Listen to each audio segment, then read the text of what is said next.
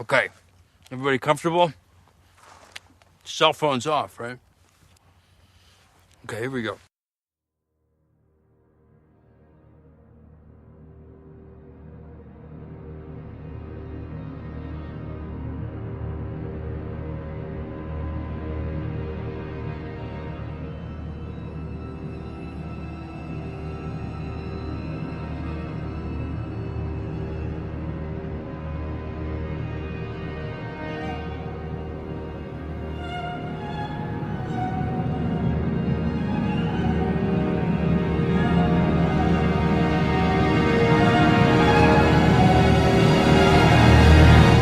Edmonton, Alberta, Canada, and the Palatial FYC studio. You're listening to All Things Considered, the podcast where we ask you to consider all things as opposed to looking at a single classic for your consideration.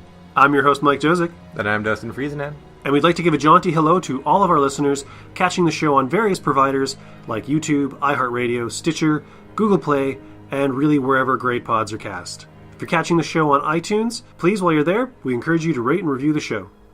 Thanks for joining us this week. On this episode of the show, we are going to be trying something a little different that we've been talking about for a while, and that's actually looking at a film that is currently in theaters, as well as some other stuff. Normally on All Things Considered, if you're familiar with the show, it's kind of our open review show. It's where we take an opportunity to review shows that aren't on the Sight and Sound lists or the greatest films of all time lists. It's just movies that we enjoyed. They're off of Netflix, off of home video, out of the theater, whatever we've seen. And as Dustin said, we wanted to try something a little more current. Especially since we don't get the opportunity to go out and watch films in theaters that often. It's really just an excuse for us to force ourselves to go to the theater once a month. And that was the other change to the format of the show, where usually we just, the show's been running for 2 years, and we've only done, I think, 8 or 9 of these, and that includes our 2 year-end shows. We wanted to change that up. We wanted to have an All Things Considered every month. That was kind of sidelined last month because of Dustin being called away out of town for work, but we are back at it, baby. And we're going to try and adhere to the once a month. I mean, if something happens, we'll try and throw in, and in case you're considering, as we did in February, or possibly sound considerations, which I'm trying to reformat and rework because I'm just trying to reimagine the way that show's going. Or maybe we'll be good boys and actually have a buffer in case of such a thing. And worst case scenario, we'll do a Redux episode, representing one of the original dozen episodes that we've done that we haven't already re-released, with the better editing and whatever. Long story short, we're trying. We're trying here to keep you all amused, assuming that's what we do. And the film that is in current release right now that we have chosen to hopefully keep you amused is the 2018 psychological sci-fi thriller written and directed by Alex Garland, Annihilation. AKA that movie where nothing's actually destroyed at any point. Can you describe its form? No. Was it carbon-based? I don't know. Did it communicate with you? It reacted to me. You really have no idea what it was.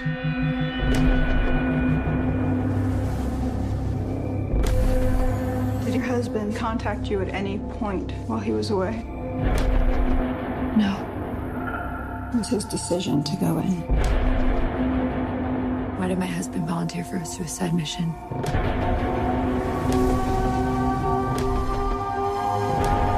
You have to tell me where he was, what he was doing.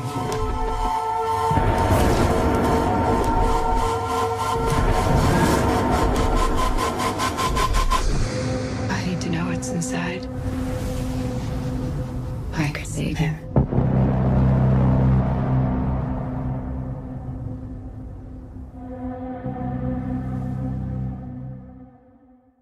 So I saw this movie about a week and a half ago. Dustin saw this movie a couple days ago. We've both had time to kind of stew on it, and I think we both have kind of varying perspectives on it, because I also read the book a couple years ago, right after Ex Machina came out, and Alex Garland was doing an interview, and somebody said, "Hey, what's next for you?" And he was like, "It's this great book by Jeff Vandermeer called Annihilation." I immediately went to read the book, enjoyed it. When we got close to the release date, I went and actually binged the entire Southern Reach trilogy, Annihilation, Authority, and Acceptance, and kind of felt, I'm prepared for this movie. And the movie is very different.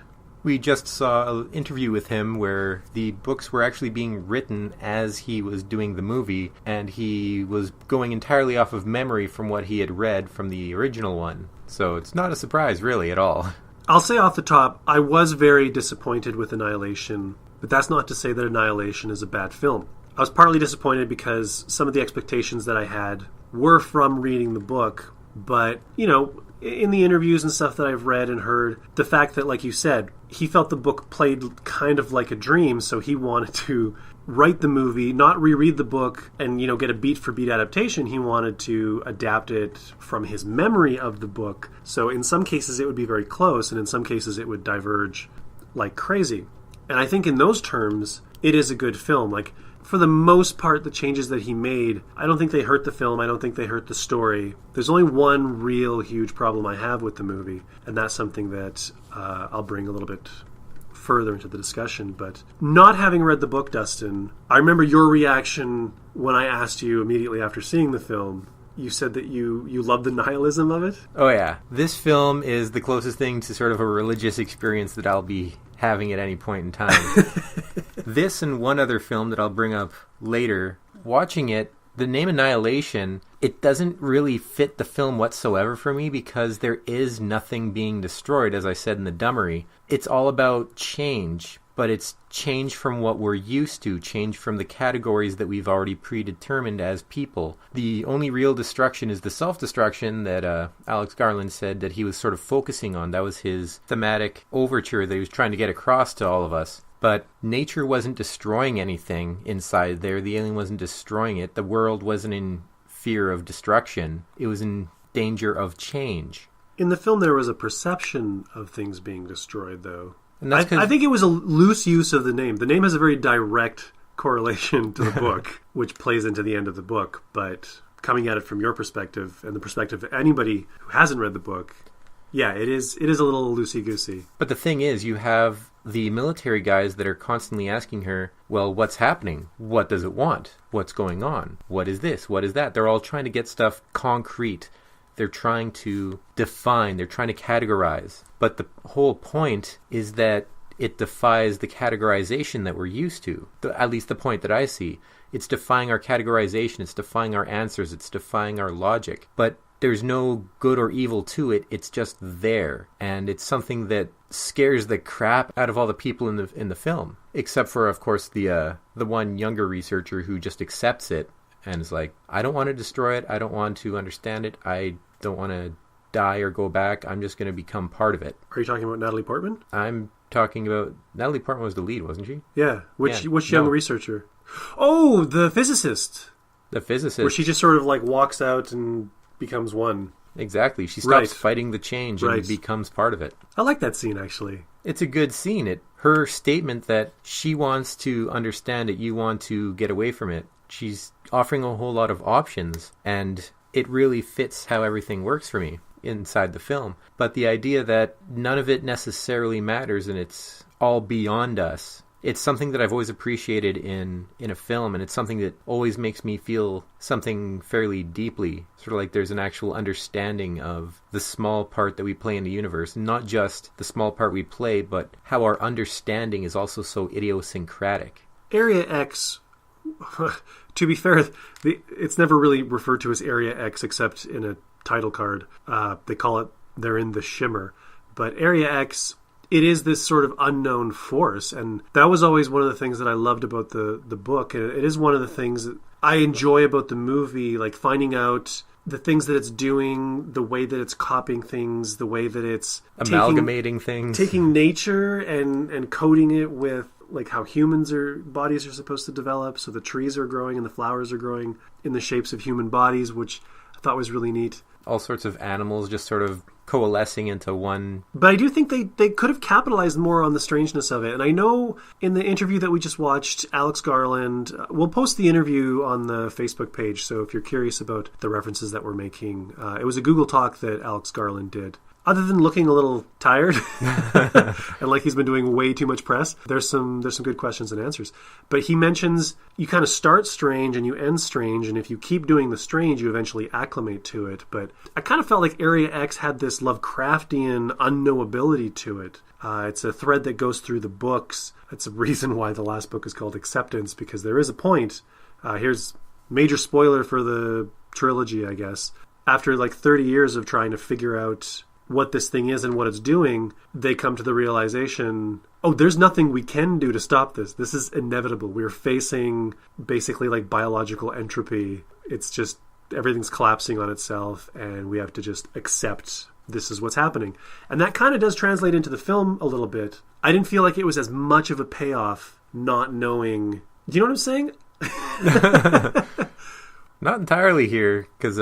I felt like finding that out was more of a payoff because Area X was so unknowable, and it just seemed like this thing that existed beyond our understanding, and I felt it didn't have that quality per se in Garland's film. It was never fully explained, more so that she just found a way to destroy it and stop its effect. They offer up the notion of what's going on and how DNA is sort of bouncing back and just re-encoding itself into anything else which is evolving as they speak. But there's never really a what exactly was it? And that's part of the whole attempt to categorize it at the end there, where they're asking her what's going on. And you're not even too sure what happened with her at the end. You said her eyes shimmer a little bit. Both hers and Oscar's eyes shimmer, yeah. Oscar, you learn midway through, isn't Oscar. And her... He's a version of Oscar.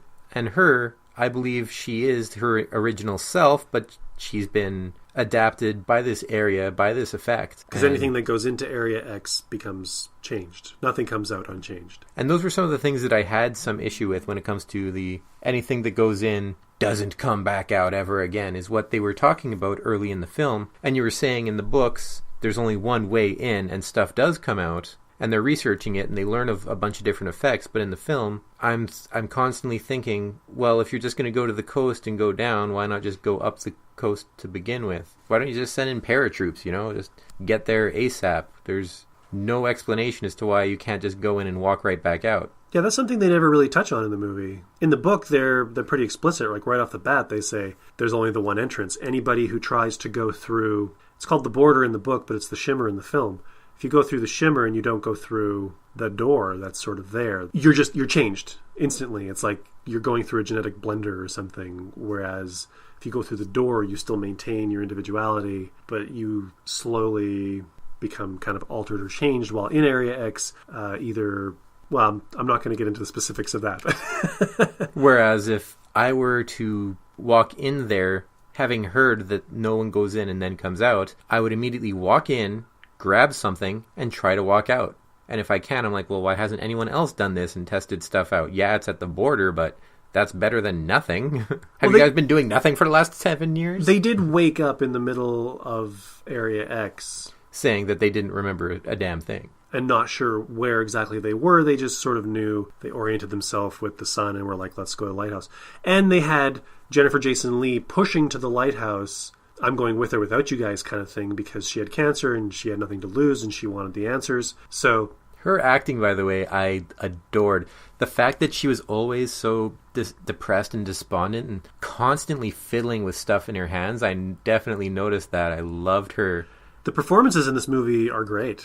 Like, Portman is good, Isaac is good, Jennifer Jason Leigh is good, Tessa Thompson is good, I think it's Gina Rodriguez. I think she's probably the worst, not because of her acting, but because of the writing. I think her character is a little too gung-ho. She's the gung-ho one, and she's the one that has to kind of snap to create peril within the group. And then everybody gets attacked by some half-decomposed, transformed demon bear, so... I love some of the animals they have in this. That demon bear with the having absorbed the dying cries of the one person that it's killed already. So its roar was somebody shouting, "Help me!" Yeah, it's kind of creepy. Creepy. I love creepy anything. So it looks like we're close to time, because we are going to briefly talk about a couple of other movies after Annihilation here. I do want to say that my biggest problem with this movie is, in the book, the biologist, which is Natalie Portman, she goes in, and when she joins the program, they're like, oh, you're joining because you want to find out what happened to your husband. She's like, no, my husband is dead. He came out, he died 6 months later of a very virulent form of cancer. I'm going in because of my curiosity, because I'm looking for answers for myself. And this movie, I feel that the biologist, Natalie Portman's character, is robbed of a lot of her agency, because the center of all of this is Oscar Isaac. She goes in because of a debt that she feels. She owes it to him because she was unfaithful to him. And there's this, forever love. And while she's in there, it's all about, oh, where's Oscar Isaac now? And what happened here? And he's on this video and we can't talk about him. And so much of the focus is on this male character in this all-female cast that it feels disproportionate, considering the book it was based on, and considering Garland, who I do not find to be somebody who does this kind of thing normally. It just really pissed me off at the end of the movie. And it reminded me of another film which I recently rewatched, Coraline. Been trying to figure out why that movie bugs me, and has bugged me since it came out. I'm one of the few people who doesn't like it. On a technical level, I think it's great. But in the book, Coraline solves her own problem. In the movie, she gets jumped on by Other Mother's Hand, and it's YB on his bike who comes down and hits it, saving the day. And it was the exact same situation. Natalie Portman, she uses the thing that Oscar Isaac used to get away. The whole focus was on the husband and the affair, and didn't need to be that. It could have just been like a really trippy, psychedelic, sci-fi, all-female cast. They could have explored some interesting things with just being an all-female cast. Rant over. As for myself, I obviously didn't have the book to go off of, and I saw anything that had to do with the characters as being irrelevant. It was off to the side. They were there to explore this Area X. Area X was the main character of the movie to me. That was my entire focus. The fact that the whole husband thing happened was pretty irrelevant. It's like, whatever BS motivation you need to get people in here. Fine, whatever, I don't care. Considering Oscar Isaac was shooting Star Wars at the time, he literally, that's why he looks exactly like Poe Dameron, because he was shooting Star Wars, and then on the days he wasn't shooting Star Wars, he would come over and he would shoot his scenes for Annihilation. Which is probably why he also looks so damn tired.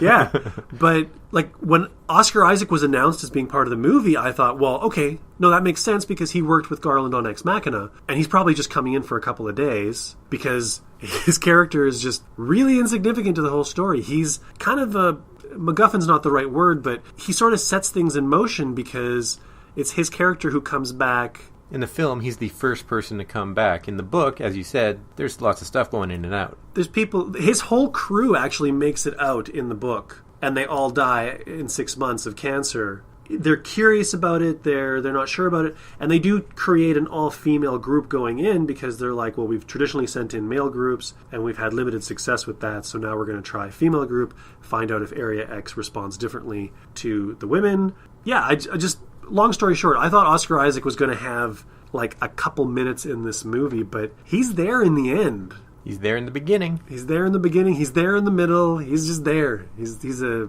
present in the film. He's not there 6/8 through 3/4. He comes back. But as I was saying, for me, the characters are sort of irrelevant, just like the first movie that I'll be doing other than this. That's called a segue. But we need to first, before you segue, overall, I would still recommend checking Annihilation out for anybody curious. Oh, 100%. It's heady sci-fi. It's a little intellectual. There's movies out there that are trying to do smart things. We've had, and big studios are releasing them. Blade Runner 2049, Mother, Annihilation, these three movies just in the last couple of years. We need more of this. And if you don't go see it, we're not going to get more of this. And it is, my problems primarily are with the comparisons with the book. Just on that first viewing, it might change because I'm going to watch this movie again probably 2 or 3 times. And the agency bugs me. But you got a kick out of it. You really liked it. Brought a tear to my eye. I was all choked up and emotional for the rest of the night. So this is a theatrical. If you can see it theatrically, if you're in a region of the world where you can go see it theatrically, go see it. Otherwise, it's going to be coming to Netflix and home video soon. When that happens, see it again. Watch it. See it again, because we have to support movies like this. Otherwise, we're just going to get another Transformers movie. Which we're going to get anyway. Let's not kid ourselves. But now Dustin's segue. My segue, which was not at all interrupted, characters not being real part of the movie, just following the ideas and the plot. And for me, that I do that every now and then, where I'll focus on one individual thing within a movie, within a story, and that will make it for me. And so my first film is 2014's Lucy, directed by Luc Besson, and it has the dumbest plot in the world, and that's the whole myth of the 10% of the mind thing, that we only use 10% of the mind if we can get more, and then boom, we got powers. No, that is total and utter bullshit. However, when I was watching it, I thought of it in a different way. It wasn't that you're using 10% of your mind. If you see this film again or see it for the first time, imagine that you're able to sense 10% of the world around you. They say we have 5 senses. Most scientists will actually argue around 20 or so, because your sense of balance, your sense of timing. There's a lot of other senses that we don't really attribute words to. And so imagine that we're only using 10% of our senses. In this film, she gets more. She's able to sense outside of herself. Microwaves, radio waves, cell phones. She's able to sense disease within people around her. And as that sense grows, she's able to affect it as well. Just like our body can affect things that we're unaware of, she's able to control that, and eventually she becomes effectively one with the entire universe. And I have very pantheistic beliefs, so it became, once again, a spiritual film for me, despite the dumb shit that goes on in the movie, and it is full of dumb shit. And I want to see it again to see, start to finish with that sort of in mind, how that works out, how that plays out. As much as I love Luc Besson, you have to just expect dumb shit. A lot of his movies have dumb shit in them. But generally they tend to be, well, they run like 50-50, 60-40, somewhere around there. You know, there's a lot you have to sort of accept. You have to have your disbelief suspended big time. So you saw parallels with Lucy and Annihilation as far as character?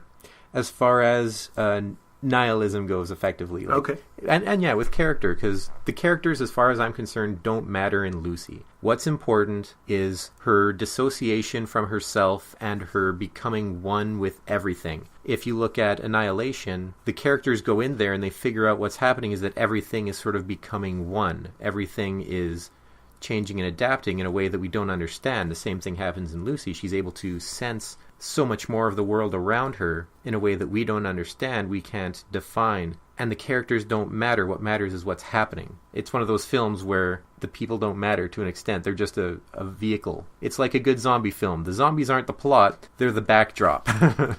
So this is a movie you would recommend? It is a movie I would recommend, but remember that replace the 10% of the mind being used with that as being sense. For my first non-Annihilation movie, I kind of went with an Alex Garland theme, almost accidentally. I recently rewatched Sunshine, which is one of my favorite Garland movies. It does kind of fall apart a little bit at the end. It goes a little gonzo. But overall, it's really hard sci-fi. It's fascinating to see these actors like Michelle Yeoh and Cillian Murphy, and Chris Evans is there, and a couple of guys that I can't remember. The Japanese guy from Helix and the New Zealand guy from Curtis. It's something Curtis. Anyways, Sunshine came out in 2007. It was written by Alex Garland. It was directed by Danny Boyle. Oh, Danny Boyle, the pipes are calling. Like I said, it's hard sci-fi. There's scientists that are making hard choices where they're, something happens and they're like, oh, well, we should do this or we should do that. And it's like, you know what? The person who should make this decision is the person who's, working in this field, because they're the one that's going to make the most educated decision. The discussions about when the ship is damaged, how much oxygen they have left, and they're like, oh, we're never going to make it. And it's like, well, not all of us. If we had 3 less people, it's really well done. The tone of it is amazing, and the dialogue is really great. The writing is really sharp. The music is fantastic. The score is excellent. God. You could watch the movie and just look at the scenes of the sun and space and listen to the music and be good. We're sold. I will say, however, despite being hard science, I had a major problem with the villain. Well, that's what I meant. It goes a little gonzo in the end, but I know what they were kind of going for, and I feel like this was Garland and Boyle were coming off of 28 Days Later, so I think they were still... It's a transition piece where he's moving from horror into the sci-fi. So the sci-fi still had some horror to it. And after this, I believe, he did Never Let Me Go and Dread and, back to just straight hard sci-fi with like Ex Machina, where there's tension, but there isn't like a zombie character, basically, or some monster character. Well, the main guy is definitely a total alcoholic asshole. I'd call him a bit of a monster. Yeah, if you haven't seen Sunshine, it's definitely worth checking out. And that's it for my first non-Annihilation movie. How about you, for number 2? For number 2, I'm going back a little bit to 2000's Ginger Snaps, Canadian film directed by John Fawcett. The third one I was actually filmed here in Edmonton. That's the period at one, Fort right? Edmonton Park. Yeah, the period one, which was garbage. The first 2, however, were excellent. The reason the third one was made was because they had a 3-movie deal, but I guess they finished the plot in 2 of them. Considering what the movie's about, I feel weird saying that the third one's the period one. The movie Wah, wah. is about a girl who ends up becoming a werewolf and just sort of dealing with that. And it's actually fantastically done. It's definitely the best werewolf movie I've ever seen. It's one of the good ones, yeah. And the first sequel follows right afterwards with the other sister who contracts it and is trying to deal with it and chasing down the primary sister. And it's just... And there's an analog with... There's the analog the moon with cycle, the werewolf, the menstrual cycle. Yeah. Yeah. But it was a very good film. I've only seen both of them once, and it was actually around the time that it came out, so about 18 years ago. But I'm going to have to give them another look, because it's one of those films that pops into my head every so often, but you never really hear about it. It must have been... just went nowhere, unfortunately. But it's a really well-regarded series. Definitely the first film. I haven't seen the sequels, but I've fond memories of seeing that first movie. It's pretty low-key, but I mean, it's designed to be low-key. And they do great things with what they're working with. And it's one of those like low-budget indie horror kind of things that just knocks it out of the park. And I'd actually say that the second one was better than the first, so you'll have to watch them with me.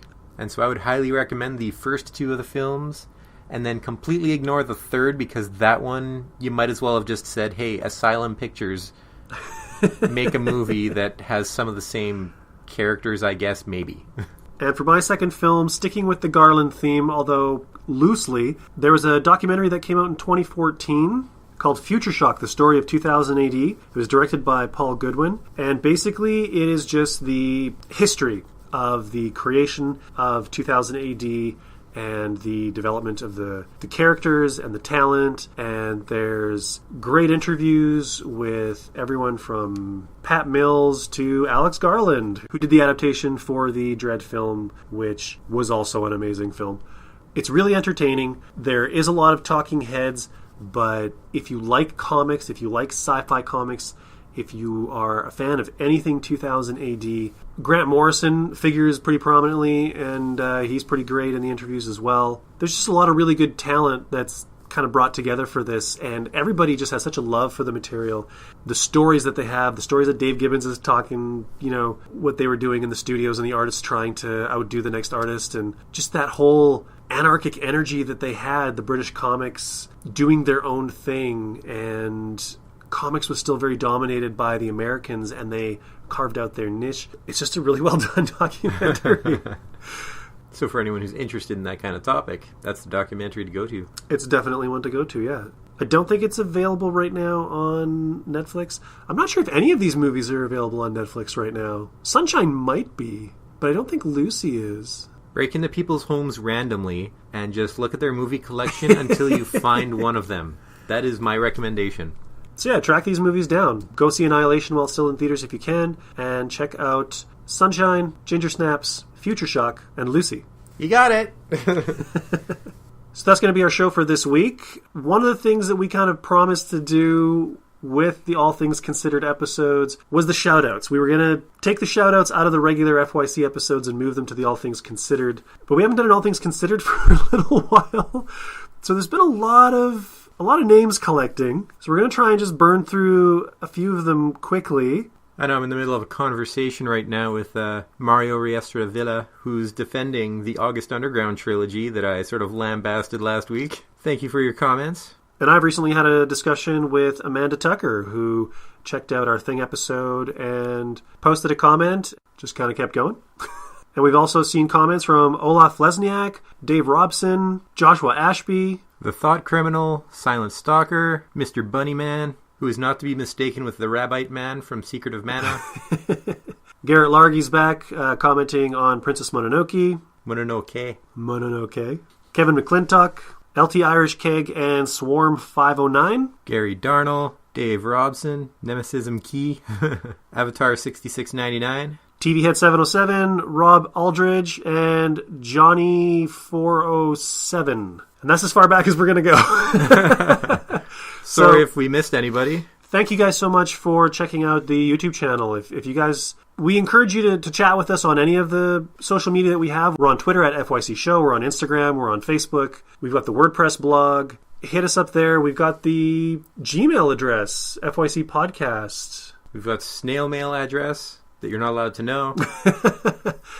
FYCpodcast@gmail.com if you want to send us an email. And and there's a lot of conversations going on YouTube. So if anybody wants to kind of get in on the conversations there, check us out on YouTube. And all the new subscribers, we're getting tons of new subscribers, which is like super exciting. So I don't know if it's you guys spreading the word or if we're just showing up random on people's like YouTube recommends on the sidebar, whatever it is.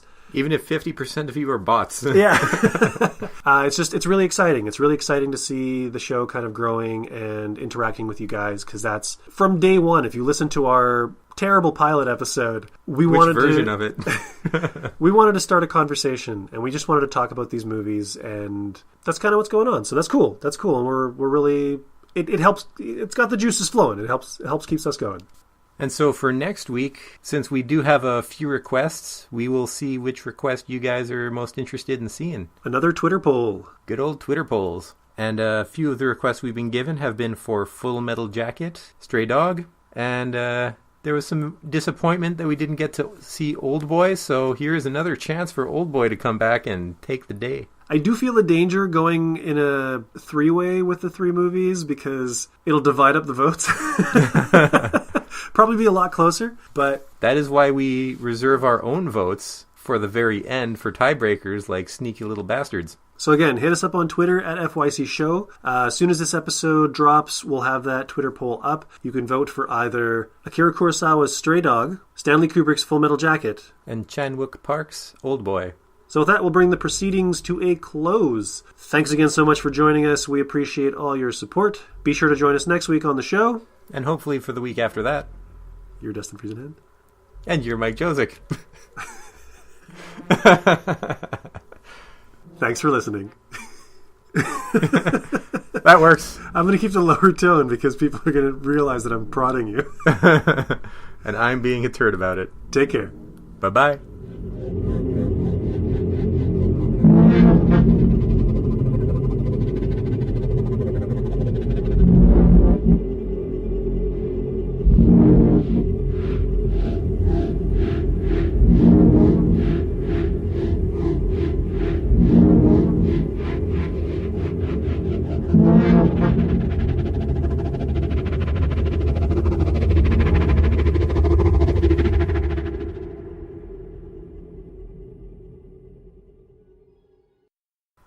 Let's restart the whole damn thing. I like it. It's got layers.